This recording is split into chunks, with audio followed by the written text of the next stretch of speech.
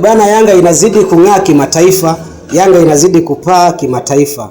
Kwenye mchezo kati ya taifa la Uingereza na taifa la Ghana, kuna shabiki alionekana akiwa amevaa jezi ya Young Africans pamoja na mwanae, ambao walionekana katika mchezo wa kombe la dunia uliokuwa ukijumuisha timu ya taifa la Uingereza na taifa la Ghana.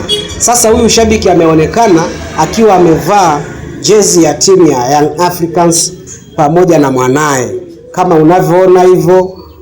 Umeona Sasa huyu shabiki ameiwakilisha vyema sana Yanga kwenye kombe la dunia 2026. Ni alama kubwa sana kama Young Africans, kama shabiki wa Yanga, ni kitendo cha kujivunia. Kama unavyomuona hapo, wanapiga selfie na mshikaji mmoja hapo, bonge huyo.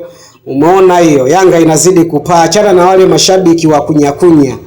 Huyu ndo shabiki, hii ndo timu ambayo inapendwa na watu wote.